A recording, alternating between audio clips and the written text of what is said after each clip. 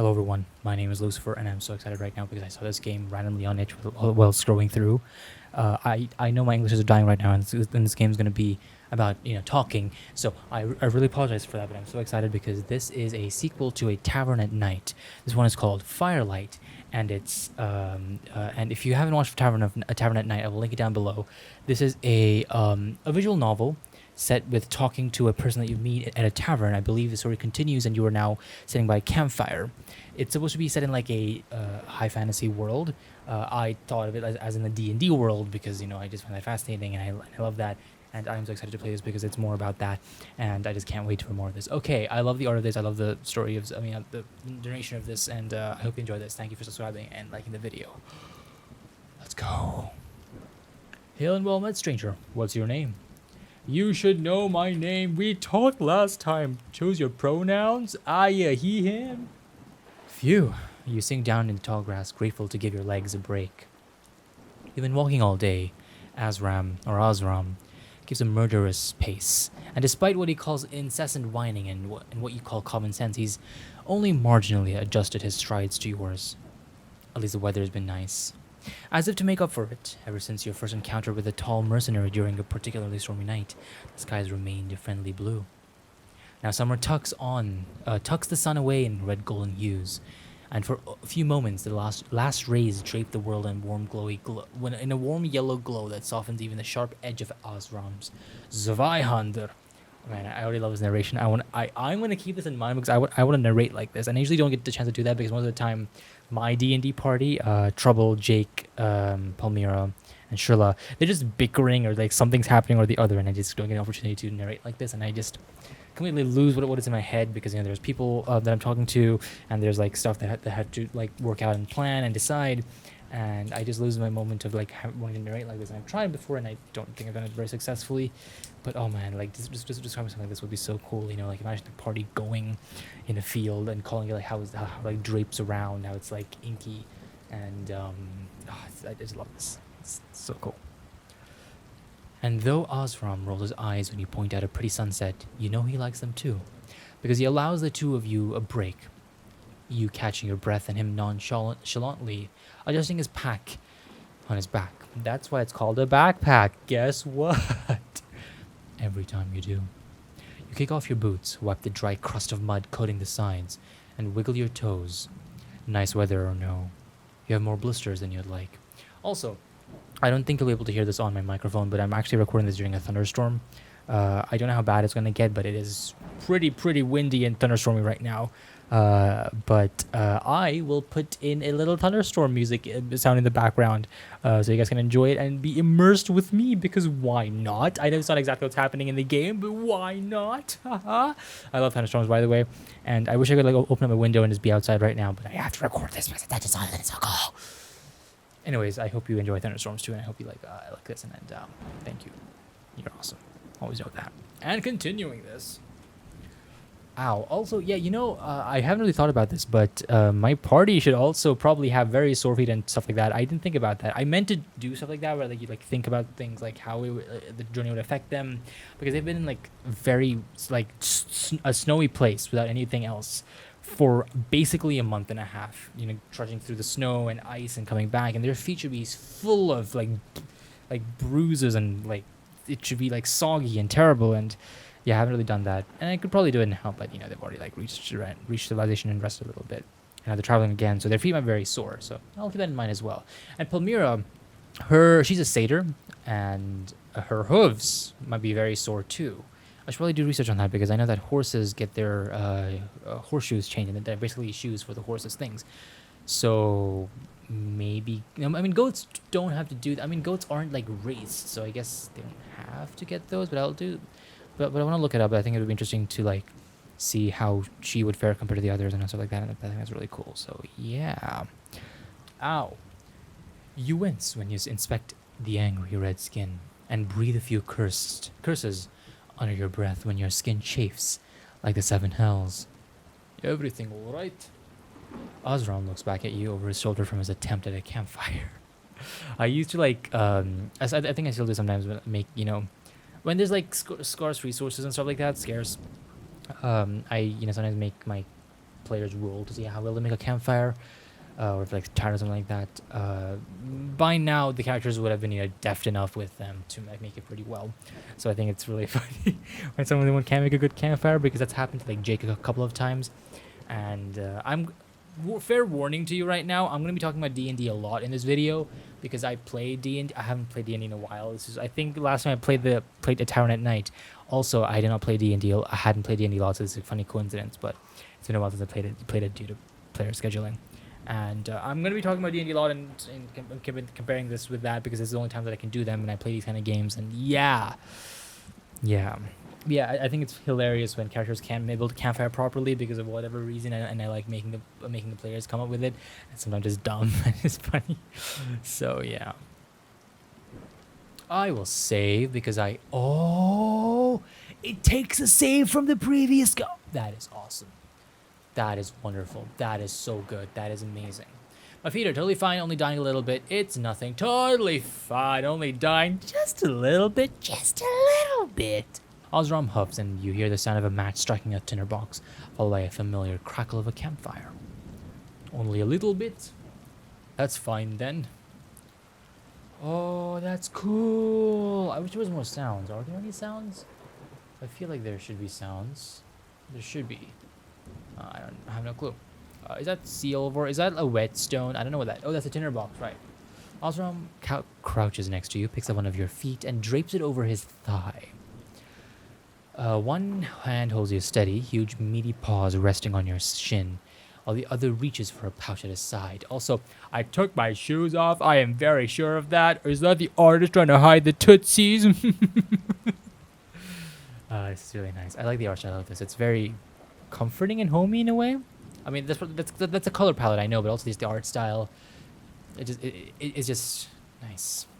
He tisks as he inspects the blisters. Your boots weren't made for walking, that's for sure. I don't remember the accent that I used when I first played this, so I apologize if it's different. So, if I agree, will you carry me for the rest of the way? That's actually happened multiple times in my D&D campaign, where Jake, he's like the huge human, and he's very burly, basically. I imagine him as basically Chad-bodied, because he's basically like that. He's a bit thinner now because he spent like months in like snow without eating a lot and stuff like that. But he's carried, I think, everyone in the party so far. He carried Shrilla first, or Palmyra Shrilla first, and then Palmyra, then Trouble. He's carried all of them, and funnily enough, all of them are around basically the same body type. I guess Shrilla is more of like less smaller. So I guess yeah, it's hilarious. He's carried all of them before because they haven't unable to walk at some point in the campaign. Trouble out of exhaustion, and he was like sleeping, so it's like Jake like lugged him in the previous session, which is like so long ago right now. And then he carried Trilla because like she basically fainted in combat. And same with Palmyra, who also almost fainted in combat. So it's really funny. Absolutely not.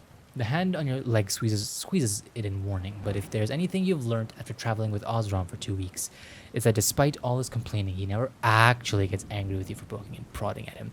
Yeah, my players' characters, they definitely would. They will kill you for that. Jake and Trouble, they get hissy fits for the stupidest reasons, and they deserve a meteor to the face. I'm not even joking. I wish I could throw meteor at their faces. I think technically I have, because at some point in like the icy winterland that they were stuck at for like the month that I've been talking about and mentioned way too many times right now. I just cracked my fingers. There was a point where these large rocks, because the icy winterland that they were at was inside a barrier of this huge hurricane kind of thing, like a hurricane tornado, this huge one surrounding it, and it was like hurtling like large pieces of rock and stuff around, and sometimes these rocks like fall down into the winter area, and that happened. So technically, I did throw a couple of them, couple of asteroids. I mean, not asteroids, but big rocks, big cold rocks, the opposite of an asteroid or a meteor, into asteroid. That's the one that goes into the Earth's atmosphere. Is an asteroid. A meteor is one when it's outside. If I'm not wrong. I keep getting confused between the two of them. I should really know that because I've studied them. Well, not like a subject, but like out of interest, a lot. But yeah, asteroid belt. Meteorite belt. Yeah, okay, a meteor is when it comes into the thing. Asteroid belt is when it's outside. Yeah, okay. But yeah, I've technically done that, and then they like cracked through the ice and fell like into like these caverns down below and had to get out. And the party was split for a little while. Palmyra was on her own for like a wintry area, and through some suggestions, she managed to like shoot fire bolts into the air as kind of like flare every now and then. And the party kind of like figured out, and they kind of like met up, and it's it was really fun. Oh yeah, Shrilla like shot Eldritch blasts into the air, to, like match Palmyra's thing, and they both like met in the middle. That was super cool. Yeah. But if you agree, I'm right. I'll give you some of the Wild Witch's Wondrous Wellness Cream. The WWWC. Why? Wait, my keyboard. It isn't my keyboard get out a little bit of light. Whoa. Okay. Oh, that's probably because so I can set it up properly. I don't know. Or could it be manufacturing error? I'm really distracted. He holds up the tin, a dry, taunting smile on his lips. The campfire gleams off of its edges when he shakes it mockingly. Believe that's what we called coercion, sir. What's that? You'd rather go without? Oh, great Osram, conqueror of worlds, you see all, and your lips speak only truth. Go on. My boots suck ass big time, and I want the salve. Pretty please.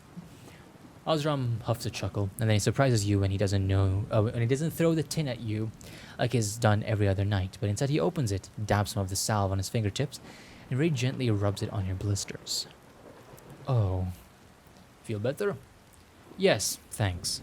You watch him tend to your feet in silence for a little while. He doesn't even look grossed out, but then he said he's had his fair share of gruesome sights during his time as a mercenary. Yeah, my characters too, they've had a lot of gruesome sights, like literally gruesome sights, which they have created willingly. They chopped up a person in his bed in an inn and threw away the fleshy bits and kept some of the bones. They have done that. I am not joking. They've also like murdered people like in like alleys and stuff, and they've like broken other people. Jake, the human pirate, crazy maniac, has carved names into people that they've killed, so people will be scared of the names and think that they were there. He has done that. I'm not even joking.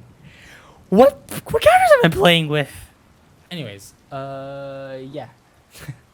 You'd hope your feet would rank somewhere low on that list. Man, their feet would really be singing, wouldn't they? Jake, Trilla, Trouble, and Palmyra's. Along with a growing dark of a night's small wave of disappointment washes over you. This will be the last time Osram will tease you about your boots. The last time he'll pretend to cajole you into lending his salve.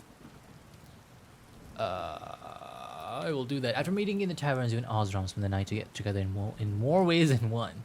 You didn't feel ready to be intimate with Osram before. You weren't interested in physical intimacy with Osram previously. So I was right in the last one. I think the game was going towards like a romantic thing, and that's a salve. I mean, okay, you were interested in physical intimacy with Osram previously. Didn't ready to be intimate. You know what?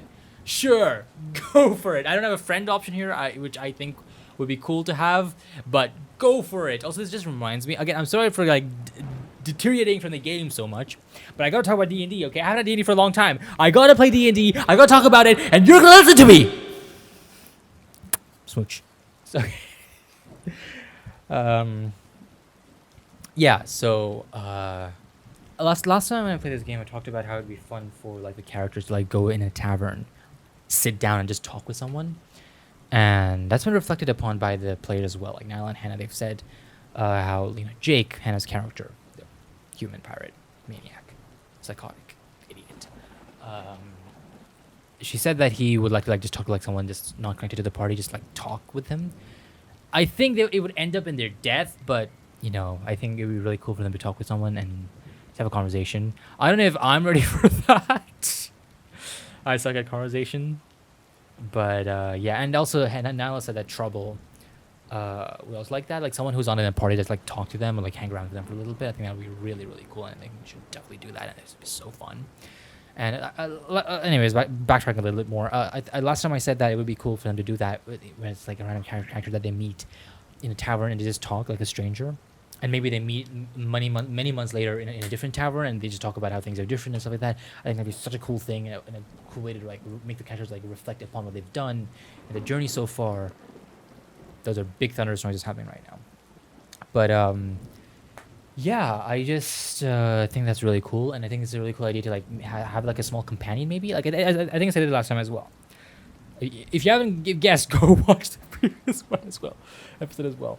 But just like they travel with them for a little bit, just like for a small quest or something, and then they leave. And many months later, they come back again, and coincidence, and it'd be so fun to like see how they talk while they're in camp, just like do things, and that'd be so cool. Yeah, that would just be so cool, like a temporary like NPC character that like joins them for a little bit. That'd be like super cool. So far all my NPC characters or DMPCs have joined them permanently, and I would like for them to be like temporary characters as well, which I think is a really cool idea, and I haven't done, and it requires me actually play D&D consistently.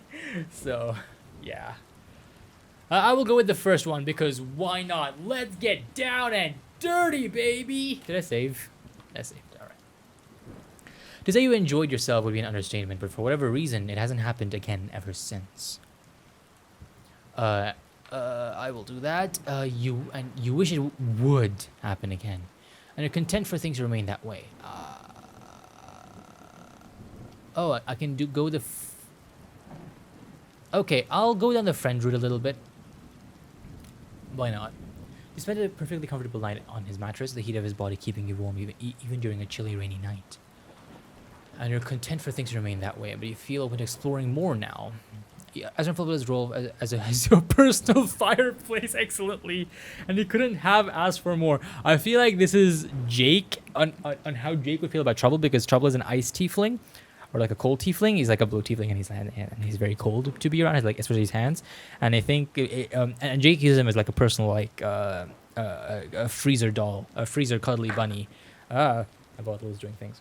And I think that is so hilarious and funny, and yeah, it just reminds me of a lot of those things. Yeah, and you couldn't have asked for more. I think I went with a friend last time, and I'm going to continue that this time. That said, for all you know of him, Osram has been a reluctantly, if I could read, pleasant travel companion. You wish he didn't have to say goodbye quite yet. Oh yeah, last time they talked about how they can travel for a little bit, and then they had to go their separate ways. Once your feet are properly salved up and wrapped in clean bandages, Osram lets go of your legs, wipes his hands on his trousers, and turns around to rummage around his pack. Hungry yet? Starving. What's for dinner? Wait, no, let me guess.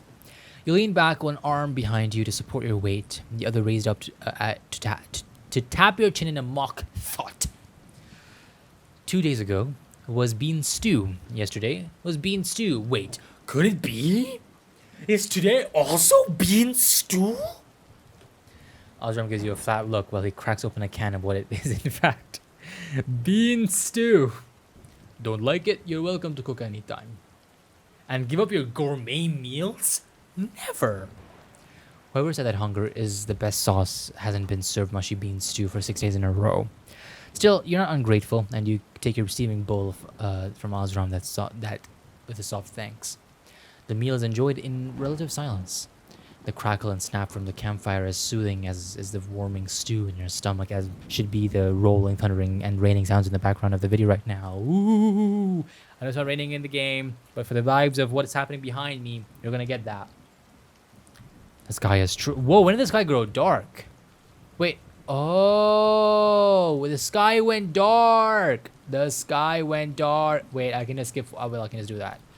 Okay, that's really cool. I didn't even notice that. I think it did, but I just forgot. But anyways, and it's clear night. The stars wink down at you. No, it is raining. It is very much raining. It is extremely raining right now. After you're washed up, you wrap yourself in your bedroll, while Osram pokes at the fire. A familiar little ritual that has come to both of you so naturally. You could have been on the road together for years. I'll take for what you get some rest. So he says, but you're far from tired. Shuffle onto your back to watch the night sky instead, and apparently Osram has the same idea. Because a moment later he lies down beside you. And also my party. I know I can't talk about D&D too much, but you're gonna listen to it, okay? But my party also does that. I think one time I suggested like just everyone sleep because nothing was gonna happen, but then like the players would say, but that's what the characters would do, and they're right. It is good to keep on Night's Watch because they were sleeping outside of town in a tent, and my phone refuses to sit down at the table. Yeah, that's what people will do. You do have to keep Night's Watch. You don't know who's out there. You don't know what's happening. Even though it's empty, you might get snuck up on. You never know. Oh, that's very cool. That's very cool. I think we talked about the necklace last time. I don't remember. I don't remember. I feel the necklace was important in the last game. Oh, you blink. Oh, you blink. Very cool. You have very pretty eyes and cool tusks. If you see a falling star, I call dibs. Azram snorts a laugh. That's how dibs work these days. What you even need it for? To make a wish on? To make a wish on? I can't do the accent properly. What else would I do with it? Don't tell me you've never wished on a star before. Can't sit around and wait for stars to give me what I want. What's your wish then? I'm gonna save. I wish you would be happy for the rest of your life. I wish my feet would stop hurting. To get filthy rich, obviously. I'm gonna go with this because I want what's best for Osram because I'm not gonna see him again. It's quiet for a beat. When Osram speaks, his voice is soft, very soft. Well, aren't you sweet? No, I'm spicy! Actually, I'm bitter and sour. And actually, no. I taste like garbage. Take that, Osram. Guess I'll have to try and make it come true. You snuggle deeper into your bedroll, curling closer to the warmth of the camp. I have Osram. I don't need a campfire. Osram? Tell me a bedtime story. Osram snorts. Who was the one complaining their feet hurt and they were tired all day? Come on, else I won't be able to fall asleep. Please? Gods. Once upon a time, there was a mercenary who made the mistake of letting the biggest pain in the arse in the world tag along with him. The end. That is so rude. I hope you wake up to ants in your bedroll. Actually, that's probably very common, so you know. Do you think they'll bite harder than you? You want to find out, big guy? Your threat is entirely idle. The only thing that could get you to leave the comfort of your own bedroll is the end of the world. And even that is a solid maybe. That is such a mood. Such a big mood. Where was all that energy 4 hours ago? Could have carried my pack for me. This reminds me of like a time that happens during when my party was traveling in the winter place that I've talked about multiple times now. When they were traveling, because it's very wintry, they weren't really getting food and sleep was very, very scarce. They were rolling for exhaustion each time. I made it each day, even though it was like each hour they did push. I made it each day just to make it easier for the rolls, and they were just focusing on traveling, and I didn't want them to die. They would literally die if nothing else happened. So at the end of each day, they rolled for exhaustion, and then towards the very end of the journey, everyone was extremely exhausted, and Trouble had the most exhaustion. He was 1 away from dying, I think. And Trouble was so tired that he was just talking in Norwegian, because in my game we have Norway and Netherlands, because of reasons I talked in other videos.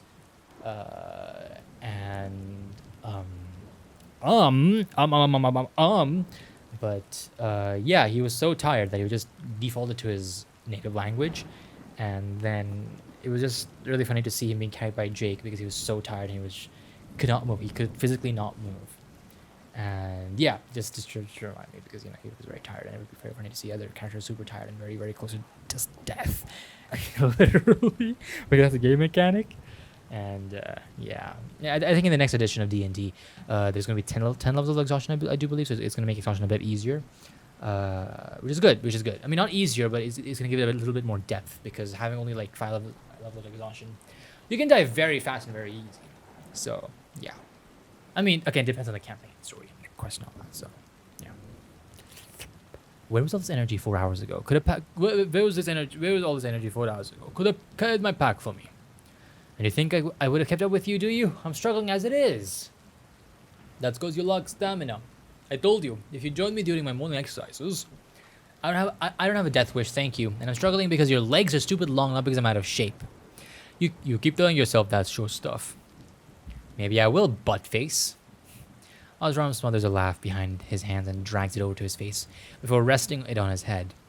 He sounds exasperated, but you catch the note of amusement in his voice. You're so childish, dragging me down to your level. Maybe that's what you need, taken down a peg or two. Oh yeah, Osram really wants to get pegged. Oh yeah, submissive and breedable, baby. Osram turns back to watch the stars with a derisive snort. Somewhere in the distance, an owl lets out a soft hoot. Hoot, hoot. And another answers, hoot, hoot. Hey, let's play a game. Osram groans. More games. Do you not tire of them? Well, no, but that's not the point. It's our last night together. There's a beat where that fact hangs heavily in the air. Of course, you've spoken about it before. Osram said in no uncertain terms that he'd accompany you until your destination. But after you've reached Willow's End, you'll part ways again. Osram said something about having to take care of business on his end, whatever that means. But after you reach Willow's End, you'll part ways again. Osram said something about having to take care of... Oh, yeah, I just read that again. I can read. All right. Not like there's any stopping you anyways. And I know I just said it like a couple of minutes back, but I think it'd really be cool to see my players as characters interact with someone, and then they have to part ways and they meet later on. And my chair is not allowing my leg to move. I am sitting the way... this is so uncomfortable. Okay, I am... but I think it'd be very cool to see my players do that and interact and see how the NPC would go and then do their own thing. And I don't know. I think it's really cool. I think I should definitely do it. It might be done. It'll depend on the player. I mean, the characters and the players and all that. Because right now, if they keep adding to it, the party might be too big. And I don't know. It's just really cool. I would love to see what would happen if the players just decided. I mean, the characters decided to not follow with the other person. It already happened with another character. Basically, at the very start of the campaign, towards the start at least, there was a moment where they stayed at a tavern due to some lockdown reasons of a killer in the area that they've had to figure out. But in that tavern, there was a very sweet grandma owner, or like a very old lady owner, and their niece, I believe, called New Yoho. And the grandmother, I mean, the sweet granny, she's not an actual grandmother of anyone. When New Yoho died because Trouble's apprentice killed her in front of him, and when he was trying to defuse the situation, I'd written down that if it took a second too long, Last, which is the apprentice's name, would kill No Yoho. I expected that Trouble would instantly react with like throwing a knife or something, but no, he was trying to talk it out. And Last is not a talking person. Quickly just slashed the person's throat and just ran away. So, yeah, I thought that if the grandmother asked, "Oh, do you want to go here? Because I need to go to the port to send off my niece's body." That the players might go with her, and they did. Sorry, my players' characters would go with her, but no, they did not. But it's fair enough. It's D&D. It's what they would decide, and it was in a different direction than they were going from. So I get it. But then it's happened before, and reasons. Things are going to happen due to what their decision took, and reasons. So. Yeah, it's reminding me of that, of choices and paths and things, and that can change in both life and D&D. I think it's a great example of things, of how things can go in a different way than you expect, and you don't really expect it. And I just said the same thing twice now, and you did not notice, haha. But yeah, it's really fascinating and cool. Alright, not like there's any stopping you anyway. Fine, no games. I have something I think you might like better. You wriggle your arms, free of your bedroll, and reach for your pack. You have more than one set of cards, and you're nothing if a little flexible. I really wanted to try...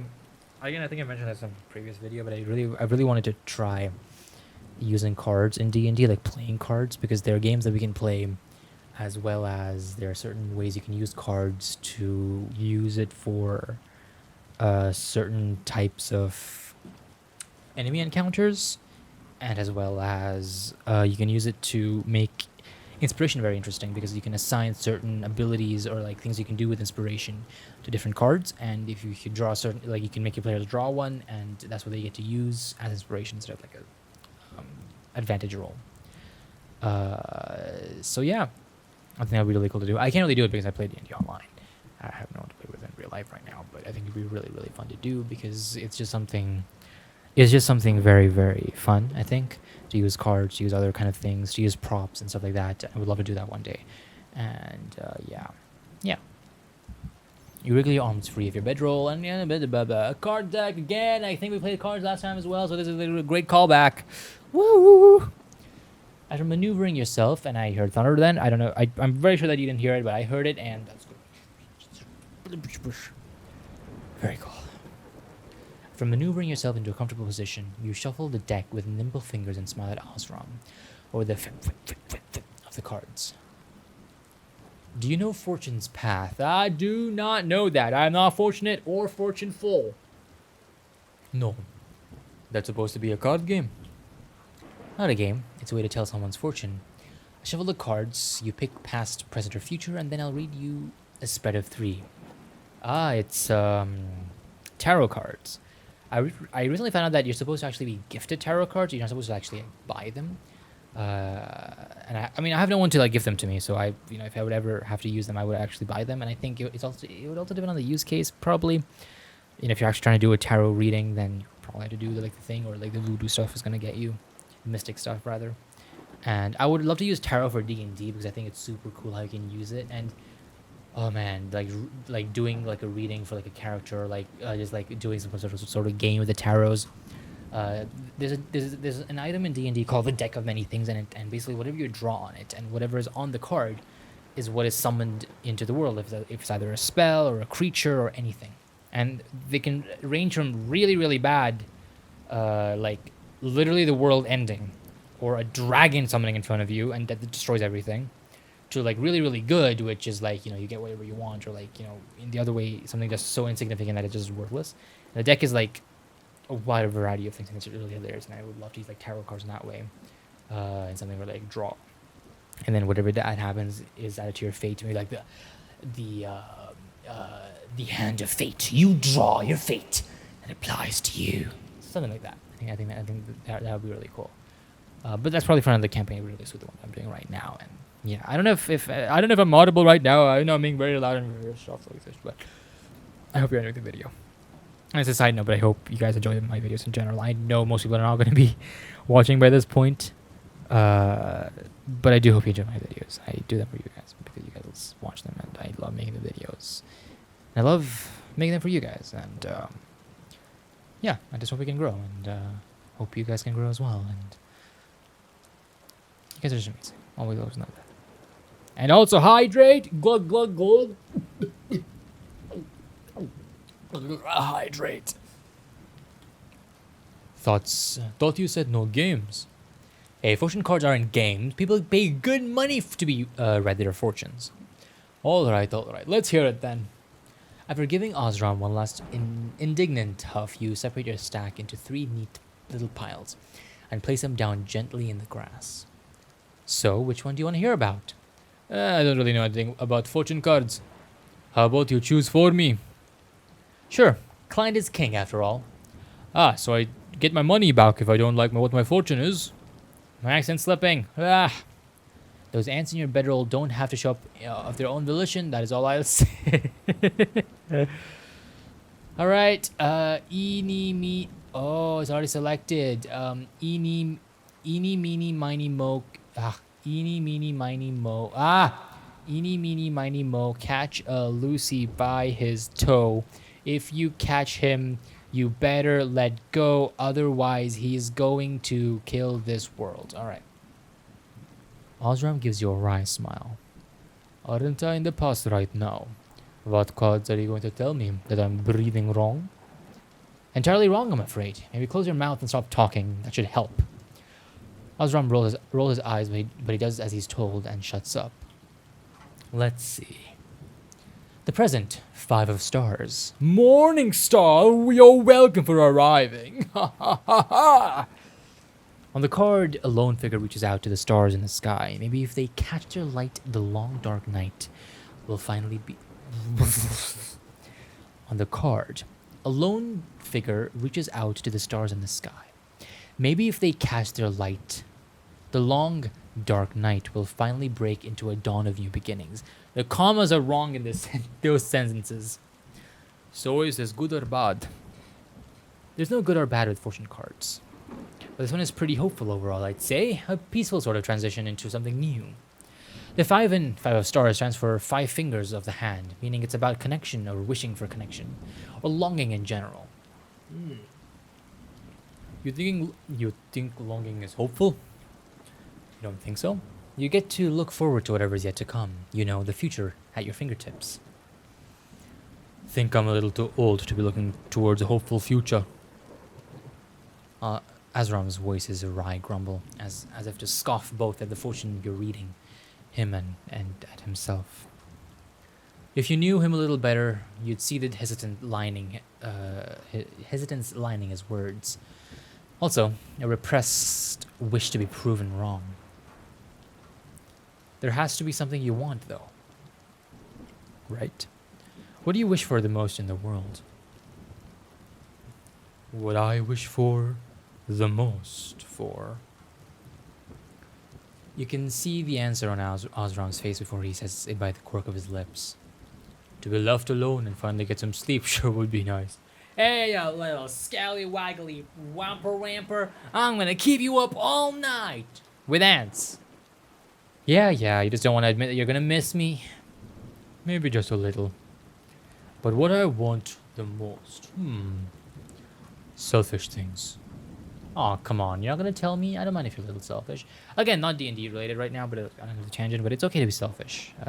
It's good to be selfish. Everyone is selfish, and it's good to, I mean, of course, up to a point. Anything in life is up to a point. It's all about the balance and, like, doing things little by little. But, yeah, it's good to be selfish. You have to be selfish. You need to be able to want and get things. And just do it, I guess. Do the things that you want to. Get things that you want to. You deserve to. And without doing that, you won't be pushing yourself for the other things. And yeah, selfish, being selfish up to a point is important. I got lost there. I'm sorry. A pause for a moment. Osram's eyes flicker to your lips, but despite the campfire, it's too dark to really be sure. How about this? If you guess right, I'll tell you. Now who's the one who wants to play games? Fine, I think what you want most is... I will remember save. Something besides bean and stew for dinner, a kiss to be remembered. I want to be funny and go with that because I think that would probably be the friendly response. And I think this is an option for people who want to go down the romance route. I think it's like more of a neutral thing. I want to go with that. That's a nice one. Oh, so I didn't get it right? Bummer. No, I guess in a way you did. Isn't that what everyone wants? Not to be forgotten? Then I promise I won't forget you. Osram's eyes soften. Thank you. Alright, ready for the next? Sure. Alright. Eeny, meeny, miny, mo, catch ya, Lucy by the toe. Don't worry if you can't see him after you catch him, for he is right behind you. The scabbard. Osram tisks. Past. Why you need to call to tell me about the past? Haven't I already lived it? Hush. Don't mock what the powers be. And the past is important too. The past can change you as a person, and you might want to change yourself and, slowly, do things. And yeah, I'm going to think you understand what I'm talking about. And yeah. So your past starts off with the scabbard. You flip the card to show him. On it there is a hand holding a great sword upright. The blood drips from off the metal onto the skin. Its dark sheen contrasted by against the hazy smoke drifting up in the background. You sure this one isn't called the blade? Because that's all I see. Cards aren't always that literal. Sometimes it's a metaphor. Without a scabbard, a blade runs wild, you see. What a really cool thought. What if you had like in a D&D kind of thing? This wouldn't really be possible in like real life because you had to keep changing the things. But what if you had like a deck of like tarot cards, and it's not always the same thing. Like it's like that one was a sword and a scabbard. What if, like, depending on whatever the character is or their future or past, the sword would either be bloodied or unbloodied, in a scabbard or not, held up or down. I think that is a thing where if the card is drawn upside down and stuff like that, it matters. In tarot readings, at least. But I think that would be really cool how if like the cards were magical and they changed depending on what the person's future was. But they were like about the same thing, a sword, but then it changes accordingly to what the thing would be, which I think would be very, very cool. That would require a little bit more preparation though, because you wouldn't be able to do that in real life unless you had like 50 cards and you kept changing them. That would require more of like you deciding what they would be for them. But on the other hand, if you didn't do that and you were just using like real cards, you would then have to like on the spot as you like pull them out or like prepare beforehand what each of them would mean for every single person. So let's say it was a deck of like 10 cards, just for an example, and a party of 3 members, then you would have to make 30 different. You'd have to prepare 30 different readings and meanings beforehand, which I think is way too much. Or like do them on the spot if you're like using like physical cards, which would be tough. So yeah, I guess it's pluses and minuses, which I think is really, really cool. Yeah, it's really, really cool. And also it's really difficult to do like futures in D&D and something that I've thought about for a while, because I would love to run campaigns with like time loops or like, about the future and you're doing stuff about time, or like knowing the future, the past, stuff like that, things like that.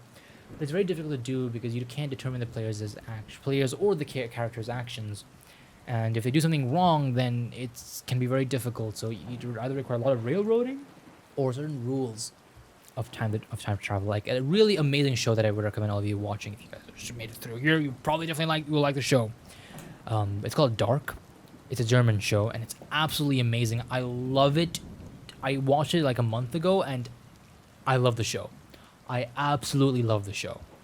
And I would love to make another show or some sort of like book or something with that concept of like time being so stringent and you can't do anything outside of it, and it's such a beautiful show, and how it's depicted at the ending is kind of like it kind of like bends the rules a little bit, but I would love to do that. But and I think that you would have to enforce that if they did something different, it would like destroy whatever, or like in the show it's like basically you can't do anything different because that's what's already been done is already done, and it's a really awesome concept that like goes beyond your mind, and I understand it. And it's so cool. But yeah, I think time would be very difficult to do in D&D because like for future tarot readings, what if you say that you draw a sword and you say you're going to kill a lot of people? That's just an example. I know the sword doesn't actually mean it doesn't necessarily have to mean that you kill a lot of people, but what if they don't kill anyone after that? So yeah, you could probably say like, oh, this can mean that you probably will one day kill someone important, or like you will be killed, or like you might be done that. You might use your sword a lot. It could either be very obvious and the players or like the character would like laugh at you, or either the tarot reader, or maybe they would like it might not happen at all, and you would have to say that it is one of the futures of yours and it could change, and that's probably the answer that you have to go with. Sorry, just like random thoughts in my head about world building, storytelling, and D&D and stuff like that. I think it's really, really cool. I think time is such an amazing concept that it can use narratively and creatively, and it's so, so cool. So yeah. Yes. Without a scabbard, a blade runs wild, you see.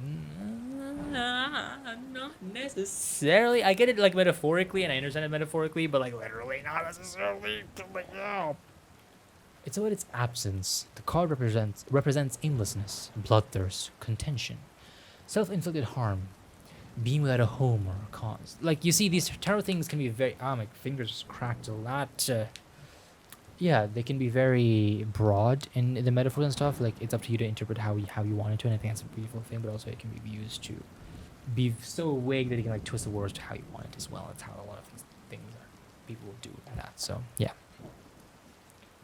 Azram lets out a soft hum, eyes strained on the card on your hand. His expression doesn't give away much, but you wonder if he recognizes himself in his description. He probably does, and he probably said it because he would. So maybe you went around and fought a lot of people for no good reason. Maybe you fought yourself or made decisions that didn't really benefit you in the long run. Maybe violence was the only way you could respond to the world around you. Can't say that sounds unfamiliar. Done a lot of bad things. It all seemed to matter so much at the time, but now I don't know. You watch Osram lose himself in a thought. A cricket chirps low in the grass near you. If you could have a do-over of something in your past, what would it be? I only get this one. The one. Yes. And don't you dare say you wish you hadn't met me. Osram chuckles, eyes softening. Didn't realize that this was a game with terms and conditions. I told you this isn't a game. I guess I'd been kinder to my mentor. Osram's eyes flicked down at the card in your hands again. My sins are my own, but they caught the brunt of my anger. Don't know why they bothered me at a certain point. More trouble than I was worth, really. Mm-hmm. That just goes to show how much they cared about you. Maybe they saw something of themselves in you. If the trouble part never changed it, it's a pun because of Nyla's character's name, Trouble, and we make that joke all the time. And he chuckles in the campaign. Then there's a Trouble mentioned, and there's also two Troubles. There's Trouble and Trubel, another blue tiefling female this time, and she just came out of nowhere. And Jake was very confused because he can't see faces properly. And yeah, I saved it, didn't I? I'll go with this one. You think? Without a doubt. You sound very sure of yourself. The cards tell you that too. Obviously, you're witnessing a master working his craft. How could I forget? You give Osram a half smile as your hand hovers over the 3 stacks. That's 2 down. Alright, eeny, meeny, miny. Wait, why is it only... Oh, I didn't know I could use it another... I didn't know I could use it another time. I would change it, but I'll go with what I have because I didn't know before. So I'll go with what I have. Again, the D&D logic, like just like last time, I will go with the choices that I made, and I will continue with it, and that's gonna be the end of it. All right. Eeny, meeny, miny, mo. Catch a Lucy by his toe. Don't worry if he slips through your fingers. He is made of shadow and full of death and doom. His gloom will take over you, and your eyes will fill with rage and bemusement, and you will fill with dread as your friends and family all find you with their eyes all red and full of power and problems as they rip you to shreds with knives, teeth, and nails. The fire! You flip over the next card in the past stack. The glow of the campfire makes the flames on the illustrations shimmer in the vibrant colors, calling you out as though alive. Look out, that. A fire. Does that mean I burned to death previously? You summon your best impression of Osram's look, flat and unimpressed. Going by Osram's snort, you don't quite manage to pull it off. Certainly would have deserved it. But this card isn't a little burned to this... Damn, wrong accent. This card isn't a little burned in the stake kind of deal. The fire usually signifies that some kind of turning point. Something that changed everything. Usually for the better. Fire is cleansing. You get to burn who you were before and start again. Reborn. I see. Was there something like that for you? Something that changed you? Yeah. There was, but the cost of it was so great that Osram cuts himself off and sighs, turning his gaze back up to the night sky. A faint cloud drifts by, and the stars flicker as though winking down on you. I hate myself for letting that happen. What happened? Got myself in trouble. Heh. That other card, what was it? The scabbard? It sounded more like who I used to be than I'd like, restless and angry at the world. And my mentor took the fall for me, ruined their own good for my sake. I couldn't stay with them after that. Oh, I'm sorry. That sounds really tough. I don't want to undo anything. I want to live with my regrets. I don't need to be cleansed by the fire otherwise, but I wish. Osram's voice trails off in the dark, his eyes pained. You wonder if this is something he's ever shared with anyone else before. I understand, but I don't think there's anyone else who hasn't made mistakes, even if they feel really big. Did you ever go back? And I'm gonna scroll back so I can read that again. Did you ever go back to see your mentor? No. I feel ashamed of what I did. I can't imagine that they want to see me now after all these years. I think you should visit them. If you don't want to see them, then how about you write them instead? You're right. Ooh. I think I'll go with the middle one. I think that's a good middle ground. Write them. That feels like the coward's way out. Besides, I don't know what I'd say. Well, you won't know unless you try. That's true, and that's one of the things that I've always, you know, told in general, is that you can be afraid, and a lot of people are afraid of doing something because they're afraid of not knowing how to do it, not knowing what to do, and etc. etc. The reality is that you're not going to be able to do it or do anything like that if you don't start somewhere, right? You're going to have problems. You're going to not work things out properly. Things are not going to work out. Things might fail. Things might be problematic, but it's through that you'll do well. It's through that you will understand what to do. Like, doing the thing that you don't know how to do, you'll figure out how to do it. Like making these videos, I didn't know how to make videos. I just started with it and just figured it out from there. I still don't know how to make videos, if I'm being honest. So yeah, don't be afraid of trying. Do it, try it, see where it takes you, and then you'll know how to do it. Anything that is new can be very, very scary because you don't know how to do anything like that. Do anything, but the more you do it, the more you just say fuck it and do it. And that's what I usually do a lot of the times when I have to do something that I don't notice. I literally say fuck it, we ball, right? And that's the truth. You just got to do it because you won't know how to do it unless you actually do it. That's just how it is. And once you know how to do it, you'll either know that you want to keep doing it or other ways to do it, and you'll improve, or you'll do it in a different way, or find out different things. And that's how these things go.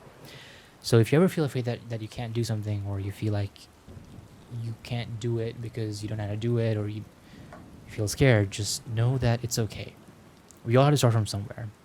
You're not going to be good. You might not be good at it now, but that doesn't mean you won't be good at it later. You'll be good at it if you do it in time.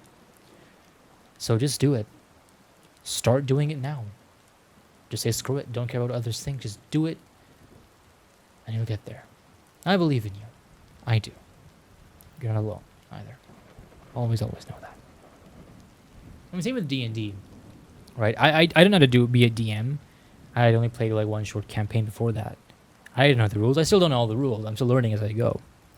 And I'm still not the best at narration or storytelling or any other things. And I'm trying to get better at it. I can't say that I'm good at it. But, yeah. I don't know how to do it, but I knew that I wanted to do it. And, play.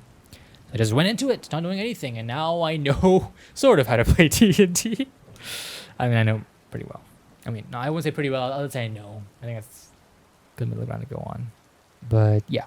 Same thing with D&D. Even the rules, the characters, and all of that, just doing it, just say frick it and just do it. And yeah, and that's where we are now, playing a game about an orc and me spending time at night. Yeehaw. With that, you place the final card back on the stack. Well, that's the last of it, so let's put it all together now.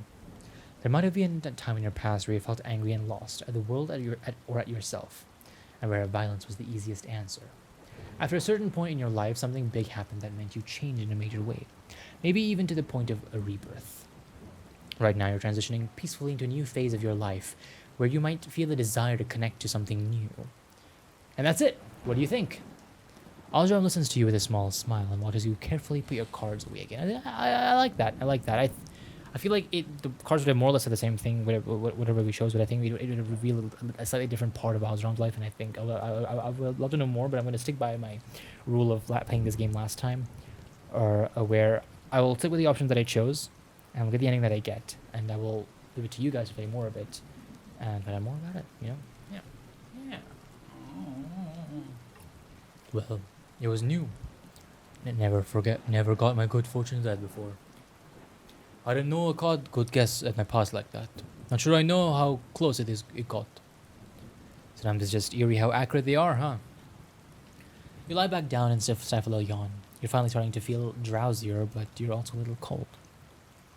While summer days can be blazing, it is extremely hot right now. It's raining right now, and the temperature is going to drop a lot, which is amazing, and I've loved it so far. It's dropped 6 degrees so far, but it was incredibly hot.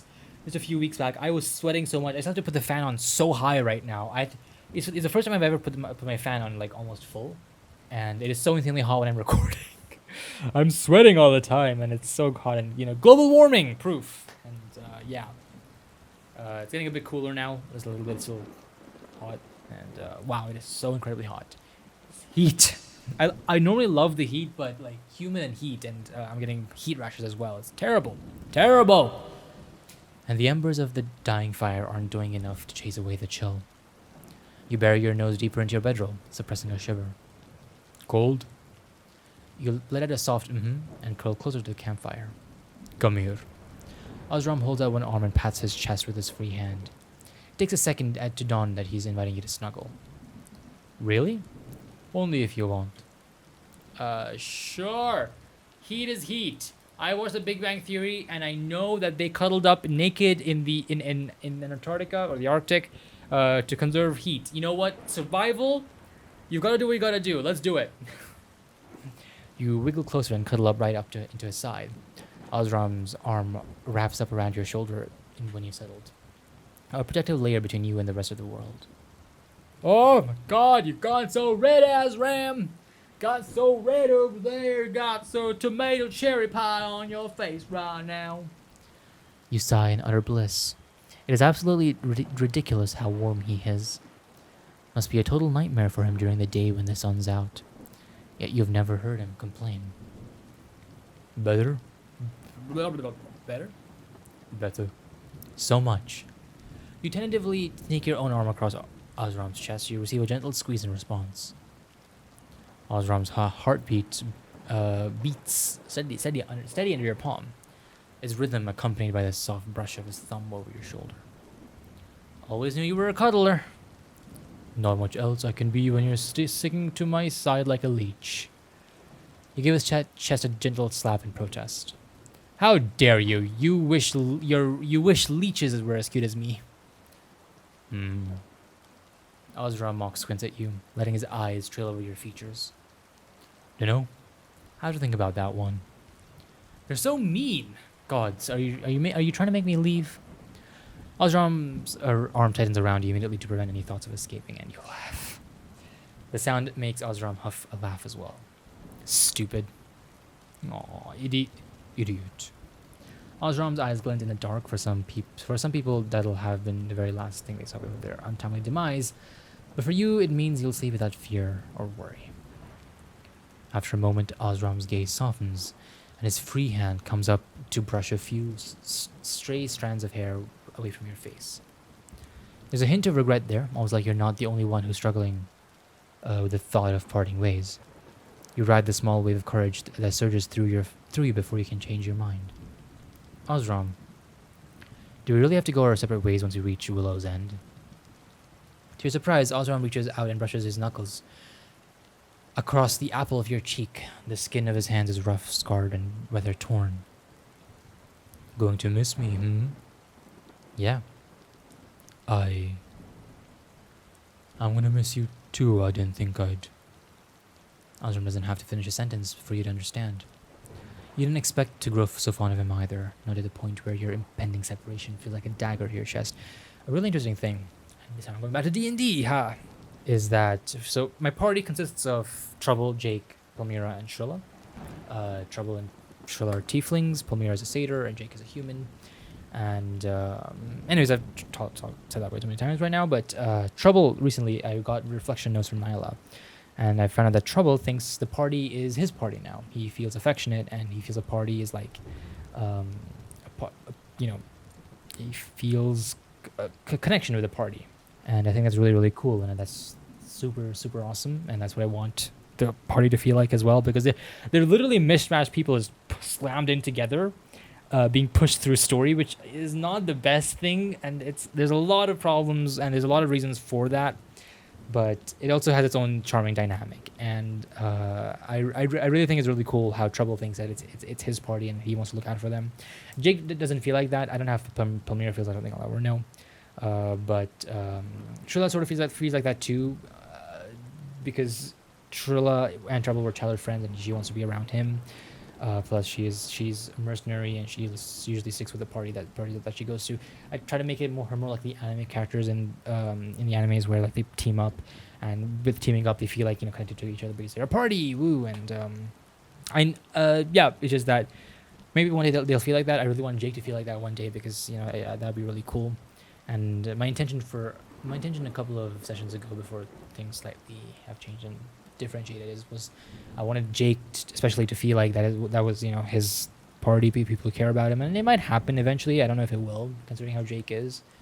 Due to things that will happen in the future, it might change, and yeah, I just think it's really sweet how things like that happen both in real life and in D&D. Like in real life, if you're like going out with other people and slowly they become your group of people, and you feel like you need to go out with like not need to, but you feel like they're part of your part of your life, and that's super cute and awesome. And same thing in D&D. A couple of people come together and they start adventuring. They go on a couple of quests because it's just more. It's just better to go with more people because better survival rate, and you can cover each other's weaknesses. And eventually, after doing a lot of quests, they feel like hey, we are together now. We are we're like a surrogate family, and they continue on with the big quest that's eventually gonna kill all of them. But I think that's a really cool thing about D&D, how a group of people can feel like they're together and part of each other's lives, and that's really really cool. Yeah. Did I read that? You didn't expect to. Okay. Osram doesn't finish how to finish a sentence for you to understand. You didn't expect to grow so fond of him, either, not to the point where your impending separation feels like a dagger to your chest. But you're glad I went to bother you in the tavern after all. Osram chuckled softly, arm squeezing you tighter against his side. His eyes softened into something sweet and fond, something you've only caught glimpses of until now.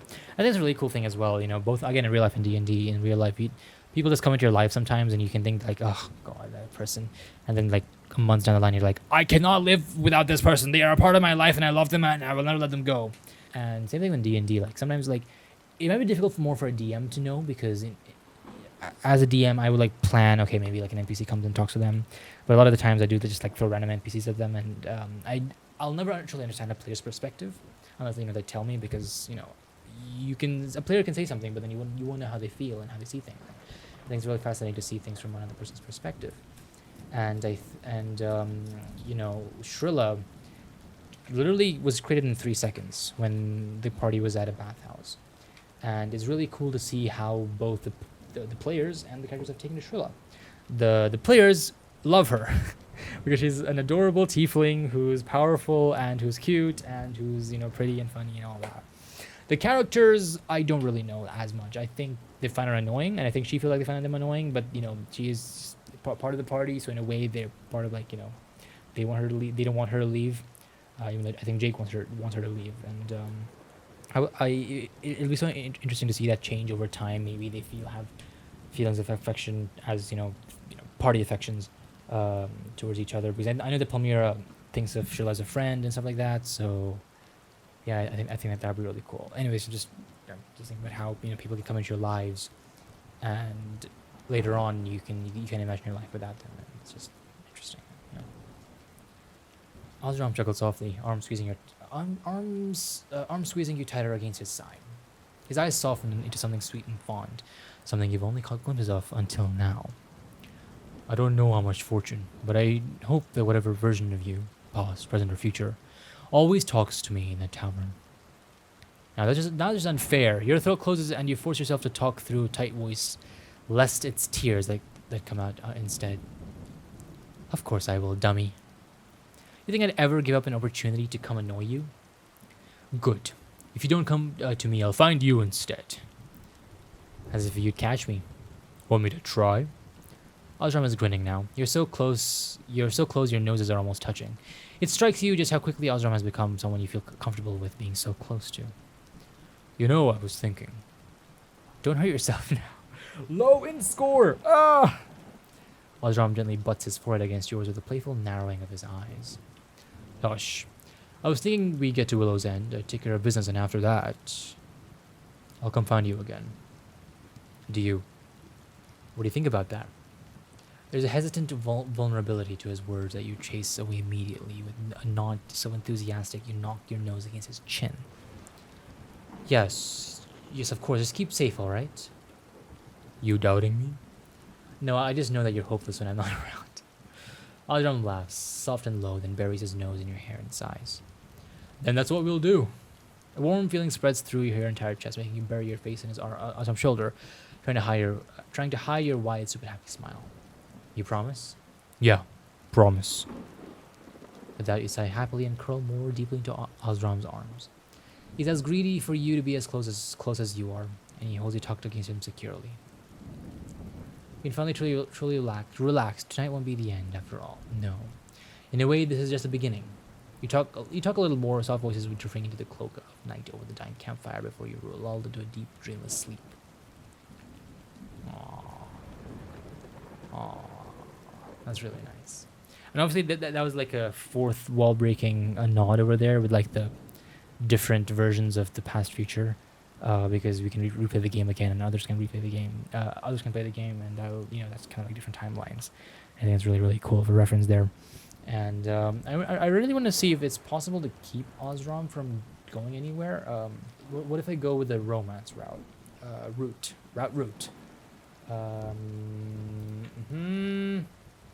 Okay. That. So it does change when you do it in different order, which is really cool. Cool, and it's all randomized a little bit. That's really awesome as well. I'm not gonna read all of that because again, I wanted to do the D&D. I just want to really see the other ending. Cool. A kiss. You didn't want to kiss. Surprise me. Okay, cool. Okay, fine. Absolutely, I do. Sure, why not? Osram. Can I kiss you? Oh, it's happening. Oh, no. You won't mind? Wait, whoa. Ooh. Ah. Ah. Ah. Ah. Ah. Ah. That's really cool. Because I was playing as myself, I was putting myself in the situation. That's why I went the friendly route. But if, yeah, interesting. I just wanted to see what it would be like with the romance thing. And, wow, okay. That's very, very cool. And another little thing. I know obviously this is going to continue again with Osram meeting us this time. I think that's super, super awesome. And I might see the romance route, because I think that's the intention, and I think that's really cute. And yeah, that's just it. Usually when I play like a romance game, I usually go with straight relationship, just because that's how I am. So I might go with that in the future as a girl, and see how that route would take. I think that's really, really cool, and that's super, super cute, and I would love to see more of that. And I love that ending as well. I loved all of this. I love the art. I love the story, the narration, the story, and everything. And there's obviously going to be more. What it was hinting at, so it's really awesome.